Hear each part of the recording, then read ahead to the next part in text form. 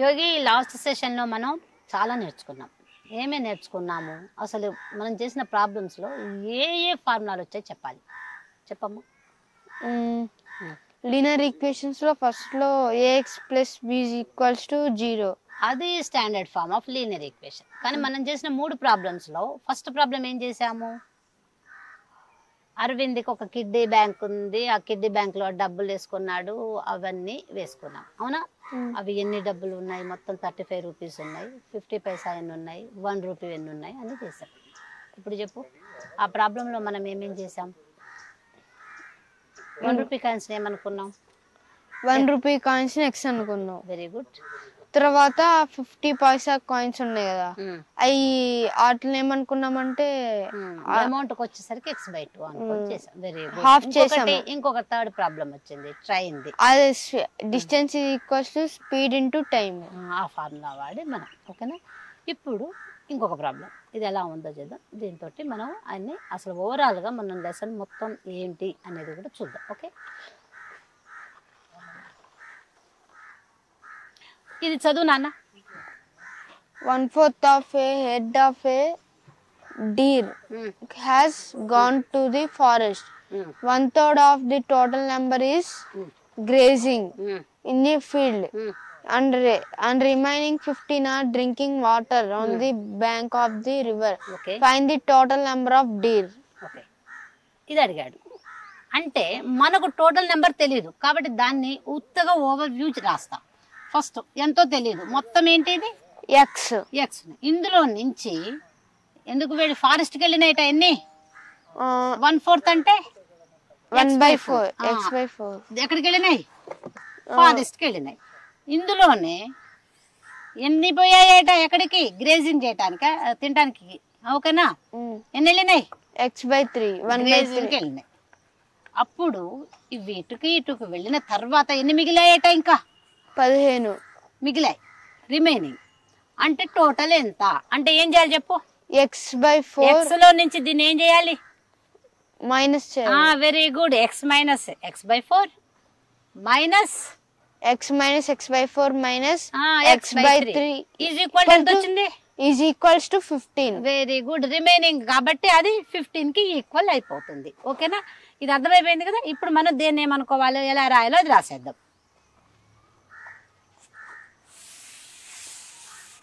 ఇప్పుడు చెప్పాలి స్టెప్స్. చెప్పు నాన్న, ఏం చెప్పాలి స్టెప్స్? మీరే చెప్పాలి. లెట్ ఏమనుకోవాలి? The total number of deers is equal to be X.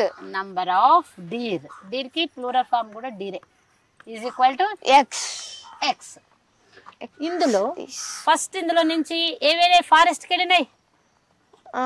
To the forest ఎన్ని అంటే 1/4 of the head of the deer has to the forest. 1/3 of the total number is grazing in. Very good. అంటే ఎంత? 1/4 అంటే ఇక్కడ 1/4 of X. x/4 direct గా రాస్తున్నా. 1/4 of X. అవును, 1/4 రాయొచ్చు కదా. ఎక్స్ రాస్తా. 1/4 ఆఫ్ ఎక్స్. ఎక్స్ లో నుండి 1/4 పోయినాయి. ఒకవేళ నీకు అక్కడ 24 ఉన్నాయి అనుకో, 1/4 ఆఫ్ 24 అంటే ఎన్ని పోతాయి? 6 పోయినాయి. అర్థమైంది కదా. ఇక్కడ ఎక్స్ కాబట్టి x/4 పోయాయి. అది సంగతి. Gone to the forest. Next grazing ఎన్ని ఉన్నాయి? గ్రేజింగ్ వెళ్ళినవన్నీ 15. ఎంత? 15. Total 1/3 of the total. 1/3 of the total. Total ఎంత? x. 1/3 of x. That's why 1/3 of x is equal to ఎంత? x/3. ఇది x/4. ఇప్పుడు ఇవన్నీ అవంగా రిమైనింగ్ ఎన్ని ఉన్నాయి? 15 ఉన్నాయి.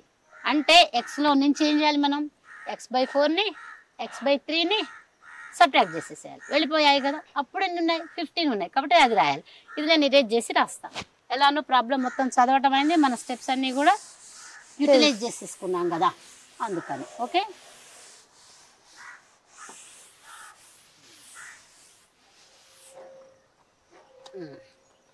టోటల్ నెంబర్లో నుంచి సబ్ట్రాక్ట్ చేయాలి. Therefore x minus x/4 minus x/3 is equals to 15. 15. అది రిమైనింగ్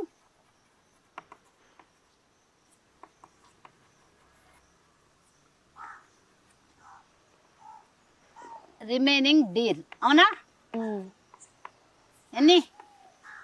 రిమైనింగ్ డీర్ 15. దేర్ఫోర్ ఇది. ఇప్పుడు మనం ఏం చేయాలి? ఇది ఇలా ఇట్లా ఇస్తే ఫ్రాక్షన్ వచ్చేసిందంటే ఏం చేయాలి? దీన్ని ఏంటి ఎల్సిఎం తీసుకోవాలి. తీసుకోవాలా వద్దా? ఎలా చేయాలి ఎల్సిఎం తీసుకొని? 12 LCM into 12 1 into 3 into 3 into 4 into 4. Okay. 12x 12x minus 3x minus 4x is equal to 15. 15. Right. ఇప్పుడు మనం 12 అటు పంపించేద్దాం. నేను ఇదంతా ఇరేజ్ చేయనా? మనకు ఎన్ని కావాలి? టోటల్ నెంబరేగా అడిగింది.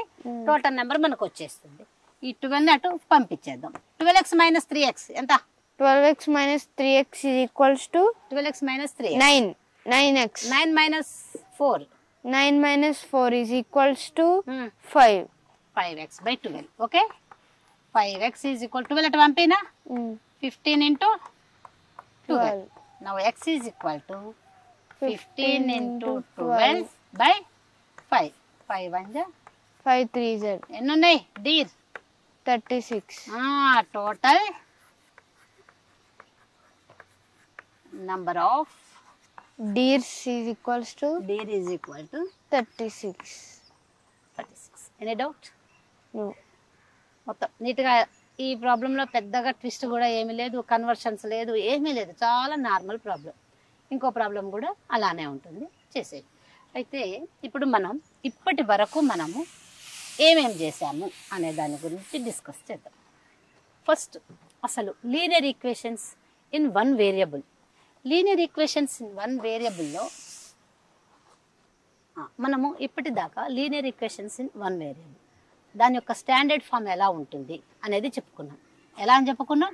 ax plus b is equal to 0.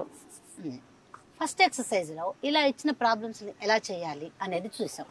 2x plus 3 is equal to 5. ఇలా ఇచ్చినప్పుడు ఈ ప్లస్ 3 అటువైపు పోయింది, మైనస్ అని రాసాము. 2x is equal to 5 minus 3, x is equal to 2/2 1. ఇలా సింపుల్ ఈక్వేషన్, సింపుల్ ప్రాబ్లమ్స్ చేసాం. ఆ తర్వాత సెకండ్ ఎక్సర్సైజ్ వచ్చేసరికి మల్టిప్లికేషన్స్ ఉంటే ఎట్లా చేసాము? వెన్ మల్టిపుల్ అంటే 6m is equal to 12, then m is equal to 6.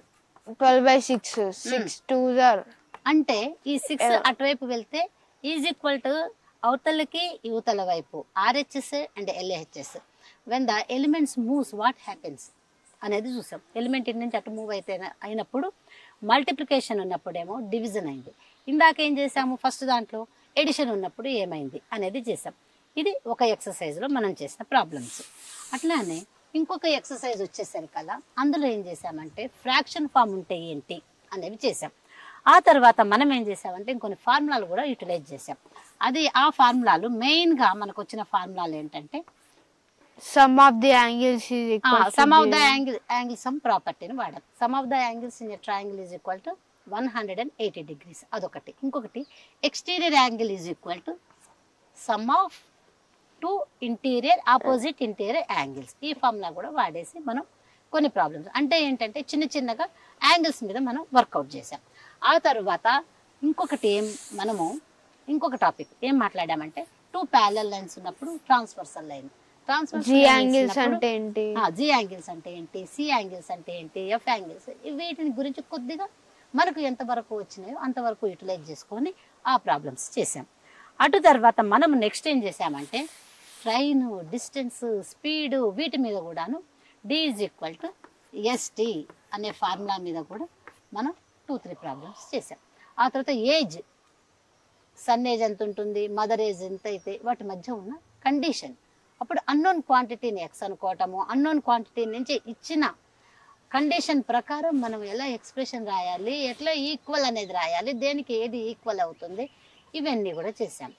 అలానే మనం ఇంకా ముందుకు పోతున్న కొద్దీ ఫ్రాక్షన్ ఫార్మ్స్, ఇక ఎక్స్ప్రెషన్స్, ఈక్వేషన్స్ ఇక ఎలా అయిపోయినాయి అంటే 2-3 ఇలా అయితే ఎంత, ఇదైతే ఏంటి, రూపీస్ కన్వర్షన్స్, పైసాలోకి కన్వర్షన్స్, అవర్స్ని మినిట్స్లోకి, మినిట్స్ అవర్స్లోకి ఈ కన్వర్షన్స్ ఇవన్నీ వచ్చి కూడా ఇంకొద్దిగా అంతకంటే కూడా కొద్దిగా కష్టమైనవి. అలా ఆ విధంగా మనం ఆల్మోస్ట్ అన్ని టాపిక్స్ కవర్ చేసుకుంటూ అన్నిటివి కూడాను కలిపి ఇస్తారు. లీనియర్ ఈక్వేషన్ అంటే ఒక ఎక్సైజ్ ఇస్తారు, అటువైపు పోతుంది, ఏముంది ప్లస్ ఉంటే మైనస్, అదొకటే కాదు, మనకు చాలా విషయాలలో నాలెడ్జ్ ఉంటేనే ఈ ప్రాబ్లమ్స్ చేయగలము అనే విషయం తెలిసింది. అవునా? ఇప్పుడు మనం ఇప్పటి వరకు అయిన దాంట్లో నీకేమన్నా డౌట్స్ ఉంటే అడుగు. ఇన్ని ప్రాబ్లమ్స్లో నీకేమన్నా డౌట్స్ ఉన్నాయా? ఉంటే కనుక వాటికి సంబంధించింది ఏమన్నా ఉంటే అడుగు. లేవా? ఓకే. ఎక్సర్సైజ్ అయిపోయేసరికి మన పిల్లలకు కూడా డౌట్స్ లేకుండా అయిపోయింది. ఇది ఒకటి మంచిగా మనం మెచ్చుకోదగ్గ విషయం పిల్లలని. ఇప్పుడు నేను కొన్ని అడుగుతా, వాళ్ళకి ఎంతవరకు అర్థమైందో. ఏది లేదన్నారు కదా, మరి లేదు అన్నప్పుడు ఏంటి? ఇప్పుడు మనం ఒక లీనియర్ ఈక్వేషన్ ఇచ్చాం, ఇటువైపు మల్టిప్లికేషన్ ఉందనుకో, అది ఈజ్ ఈక్వల్టీకి అవతలకి వెళ్తుంది. లెఫ్ట్ సైడ్ నుంచి రైట్ సైడ్ కానీ రైట్ సైడ్ నుంచి లెఫ్ట్ సైడ్ అలా మూవ్ అవుతూ ఉన్నప్పుడు ఏమవుతుంది? Multiplication becomes division. Division. Very good. Multiplication become. అదే ఎడిషన్ ఉంటే ఏమవుతుంది? సబ్ట్రాక్షన్. సబ్ట్రాక్షన్. సబ్ట్రాక్షన్ ఉంటే ఎడిషన్. Very good. ఇది అర్థమైంది కదా. మరి some of the angles in a triangle ఏంటి? 180 degrees. 180 degrees. Exterior angle of the triangle equal to దేనికి ఈక్వల్ అవుతుంది? Opposite. Opposite. Opposite. Some of opposite to interior angles, లోపల ఉన్న రెండిటికి. ఓకేనా?